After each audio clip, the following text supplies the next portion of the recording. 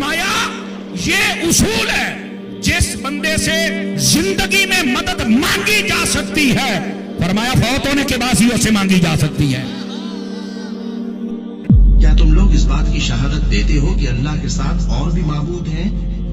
اے پیغمبر کہہ دو کہ میں تو ایسی شہادت نہیں دیتا، کہہ دو کہ صرف وہی ایک معبود ہے، اور جن کو تم لوگ شریک بناتے ہو میں ان سے بیزار ہوں۔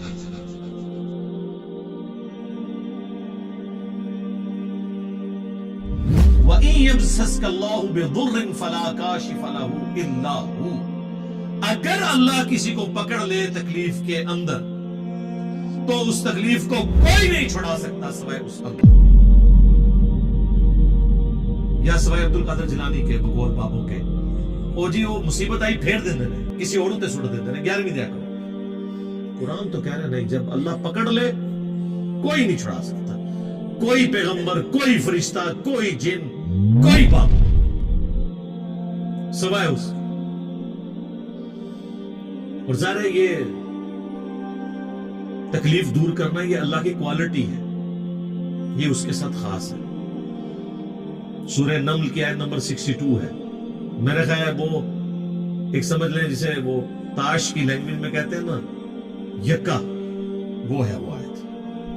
ہم جب کہتے ہیں نا ایاک نعبد و ایاک نستعین، اے اللہ تیری عبادت کرتے ہیں، تجھ سے مدد مانگتے ہیں، تو یہ کہتے ہیں دیکھیں ہم بزرگوں سے بھی جو مانگتے ہیں نا وہ اللہ سے ہی لے کے دیتے ہیں۔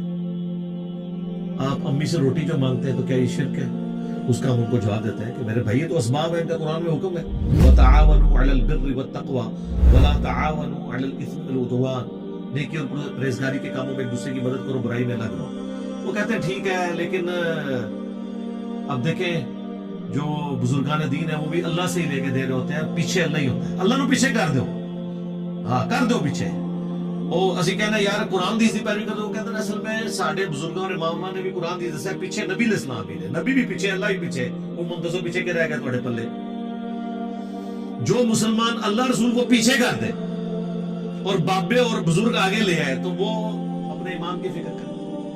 پھر ہم انہیں سمجھاتے ہیں کہ دیکھیں بارش اللہ برساتا ہے لیکن ڈیوٹی فرشتوں کی، ہم مانگتے کس سے ہیں؟ اللہ سے۔ فرشتوں سے مانگیں گے تو مشرک ہے۔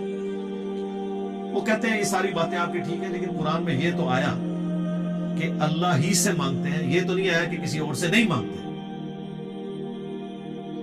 دیکھو ذرا اندازہ کرو، تو ہم نے کہا یہ بھی آیا ہوا ہے سورہ نمل کی آیت نمبر 62، توحید کی فیلڈ میں یکا، جس طرح آپ وہ کہتے ہیں نا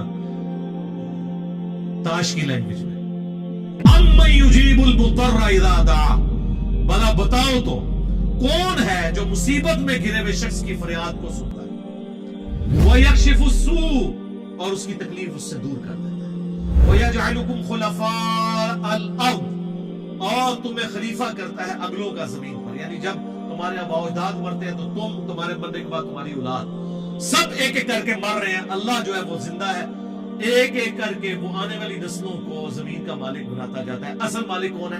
اللہ۔ اِلَٰهٌ مَّعَ اللَّهِ، کیا اللہ کے ساتھ کوئی اور الہ بھی ہے جس کی یہ کوالٹیز ہوں؟ قلیلا ما تذکرون، لیکن نصیحت بہت کم ہی حاصل کرتے ہو۔ کون سی کوالٹی؟ تکلیف اور پریشانی میں گھرے ہوئے شخص کی فریاد کو سننا، یہ اللہ کی کوالٹی ہے۔ تو یہاں پہ بھی آیا کہ اگر اللہ کسی کو پکڑ لے تکلیف کے ساتھ تو اسے کوئی دور نہیں کر سکتا سوائے اس کے۔ وَإِن يَمْسَسْكَ بِخَيْرٍ، اور اگر اللہ تعالیٰ کسی کے لیے خیر کا ارادہ کر لے، وَهُوَ عَلَىٰ كُلِّ شَيْءٍ قَدِيرٌ، تو اللہ تعالیٰ ہر چیز پر قادر ہے۔ اچھا یہی آیت سورہ یونس میں آئے گی، وہاں پھر آگے ساتھ آتا ہے وَإِن يَمْسَسْكَ بِخَيْرٍ فَلَا رَادَّ لِفَضْلِهِ، تو اللہ کے فضل کو کوئی ٹال نہیں سکتا اگر وہ ارادہ کرے۔ یعنی اگر اللہ نے ارادہ کیا ہوا ہے تو میرے بھائی کوئی کچھ نہیں کسی کو نقصان پہنچا سکتا۔ اسی کو نبی علیہ السلام نے ٹرانسلیٹ کیا ہے، صحیح بخاری اور صحیح مسلم دونوں میں حدیث ہے۔ حضرت معاویہ رضی اللہ تعالیٰ عنہ نے مغیرہ ابن شعبہ کو خط لکھا کہ آپ کوئی ایسا وظیفہ مجھے بتائیں جو اللہ کے نبی سے آپ نے خود سنا ہو، تو انہوں نے کہا کہ نبی صلی اللہ علیہ وآلہ وسلم ہر فرض نماز کے بعد پڑھا کرتے تھے لا الہ الا اللہ وحدہ لا شریک لہ لہ الملک ولہ الحمد وہو علی کل شیء قدیر۔ اللہم لا مانع لما اعطیت ولا معطی لما منعت ولا ينفع ذا الجد منک الجد. کہ اللہ جسے تو عطا کرے اسے کوئی چھین نہیں سکتا، جسے تو چھین لے اسے کوئی عطا نہیں کر سکتا، اور بڑے سے بڑے شخص کو اس کا منصب اور عہدہ کوئی فائدہ نہیں پہنچا سکتا. تو یہ دعا ہم پڑھتے ہیں فرض نماز کے بعد. وَهُوَ الْقَاهِرُ فَوْقَ عِبَادِهِ، اور وہ چھایا ہوا ہے اپنے بندوں کے اوپر، غالب، یعنی جھسک نہیں سکتا کوئی اس کی مرضی کے بغیر. وَهُوَ الْحَكِيمُ الْخَبِيرُ، اور وہی حکمت والا ہے اور خبر رکھنے والا ہے. قُلْ أَيُّ شَيْءٍ أَكْبَرُ الشَّهَادَةِ، اے نبی ان سے فرماؤ، بتاؤ سب سے بڑی شہادت کون سی ہو سکتی ہے؟ قُلِ اللَّهُ، تم فرماؤ اللہ کی شہادت. شہید بینی و بینکم، وہ گواہ ہے تمہارے اور میرے درمیان. یعنی مجھے کسی اور گواہی کی ضرورت نہیں ہے کہ میں اللہ کا پیغام تم تک پہنچا رہا ہوں، وہ دیکھ رہے ہیں.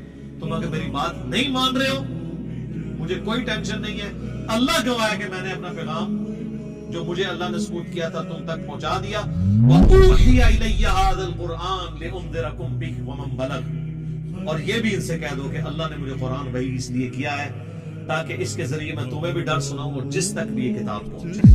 یہ وہی آیت جو ہم نے سینکڑوں دفعہ یہاں پہ تلاوت کی ہے.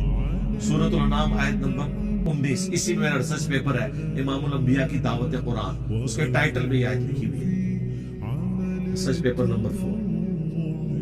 تم فرماؤ قرآن مجھے اس لیے وحی کیا گیا تاکہ اس کے ذریعے میں تمہیں ڈر سناؤں. اچھا مجھے بتائیں، اگر اللہ کے نبی جن کی پرائمری رسپانسبلٹی تھی کہ انہوں نے قرآن کے ذریعے لوگوں کو آخرت کا ڈر سنانا ہے، اللہ کی طرف مائل کرنا ہے، تو اس کا مطلب ہے کہ اس سے بیسٹ سلیبس تو کوئی نہیں ہو سکتا. رسول اللہ سے بڑا ٹیچر کوئی نہیں صلی اللہ علیہ وآلہ وسلم، قرآن سے بہترین سلیبس ہی کوئی نہیں ہے. تو یہ بابوں نے اپنی کتابیں لکھ کے امت کو کیوں تھمائی ہوئی ہیں؟ ان سے ذرا پوچھیں.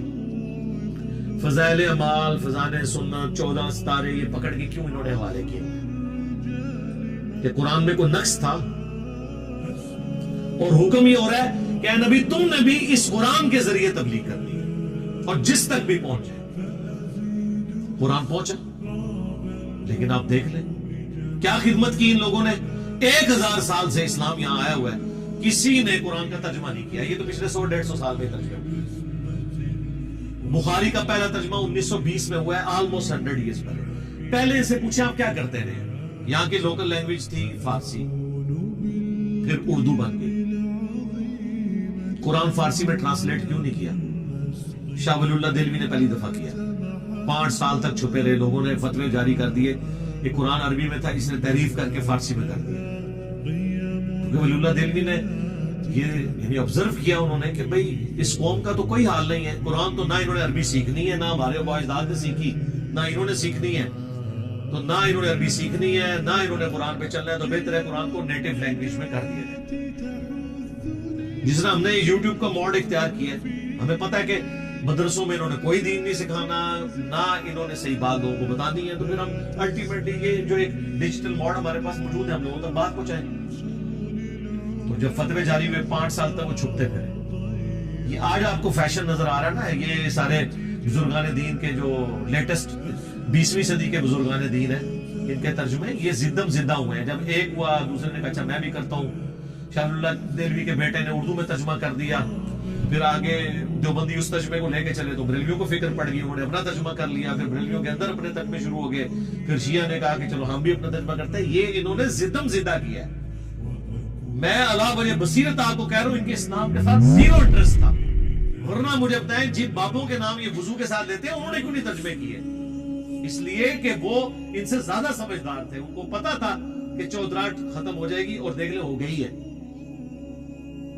ویژن ایسی ویسے اے چیز میں بابے نہیں مننا کہ انہوں نے پتا سی کہ کام پہ جانا اور پہ گیا. ان کو مجبورن کرنی پڑی، اللہ کی تقدیر غالب آ گئی. نہ کرتے تو کیا کرتے؟ کیونکہ وہ جب ایک کام شروع ہو جائے دراڑ ڈل جاتی ہے نا. تو اپنی طرف سے انہوں نے اپنے ترجمے تفسیریں کر کے کوشش کی کہ قرآن کے فتنے کو، جس کو یہ فتنہ سمجھتے ہیں آزمائش، دبایا جائے. لیکن الٹا گلے پڑ گیا. کیا کرتے؟ اور آج ان کے لیے مصیبت بنی ہوئی ہے. احادیث کے ترجمے بھی ہو رہے ہیں اب لوگ کہتے ہیں جناب کہ وہ ایک دیوبندی نے کتاب لکھی ہے مناقب ابی حنیفہ، اس کے مقدمے میں لکھا ہے دور حاضر میں حدیث کی کتابوں نے زندیقیت کا دروازہ کھول دیا ہے. پہلے ہم لوگوں کو مسئلہ بتاتے تھے، لوگ سن لیتے تھے، اب جب مسئلہ بتاتے ہیں وہ کہتے ہیں دسو کتنے لکھے ہے. پوچھنا ہے لوگوں نے، شکر کرو کہ پوچھ رہے نے. ایک او وقت آنا ہے پہلے ایک تو ترن گے، پھر کہیں گے ماما کی تو بیان کیتے ہی نہیں کیتا تھے اعلان کر. یہ دن دور نہیں جے. ابھی تو آپ سے یہ لانا پوچھتے نا سر، یہ جس ہمارے بھائی فون کر کے کہتے ہیں مولانا یہ کہاں لکھا ہوا ہے، کوئی آیت ہے، کوئی حدیث ہے. یہ اس دن تو ڈر جاؤ جو لوگ کنوں پڑھ کے تو اللہ بن گئے کہ کیا کر رہے ہو، کوئی چیز لکھی ہے کدھر. تو انہوں نے بڑی ہوشیاری کے ساتھ ترجمہ نہیں کیا، انہیں پتا تھا کام ڈل جانا ہے اور ڈل گیا. یہ اسلام کی خدمات ہے جی. کسی نے بخاری کا ترجمہ نہیں کیا، بتائے نا جی، کوئی لائے نا جی اے جی سلطان باؤ نے قرآن کا ترجمہ کیا جی. ہے مزہ آ گیا تھوڑی گل، ٹھیک ہے نا جی. انہوں نے کیوں کرنا تھا میرے بھائی؟ انہوں نے اپنی شاعریاں لکھ کے آپ کو حوالے کی، اپنی کتابیں حوالے کی تاکہ آپ قرآن و حدیث سے دور رہیں. اللہ کا شکر ہے آج مبارک دور ہے، ہمیں ترجمہ کرنے کی ضرورت نہیں. ہم لوگ کہتے ہیں پڑھو اپنے اپنے ترجمے اور بتاؤ جو پڑھتا ہے. یہ جو میں پڑھ رہا ہوں نا اس کا ترجمہ کوئی بھی پڑھ لے اپنے وقت میں فکر کا، کوئی شیعہ ہے سنی ہے پڑھے اور بتائے یہ کیا توحید لکھی ہوئی. اے نبی تم فرماؤ کہ مجھے تو قرآن اس لیے وہی ہوا ہے کہ اس کے ذریعے میں تمہیں ڈر سناؤں، تبلیغ اس کے ذریعے کروں، اور جس تک بھی یہ پہنچ جائے میری کوشش ہے جہاں تک پہنچ جائے تو یہ پہنچ جائے، یعنی وہ بھی اسی کے ذریعے آگے تبلیغ کرے.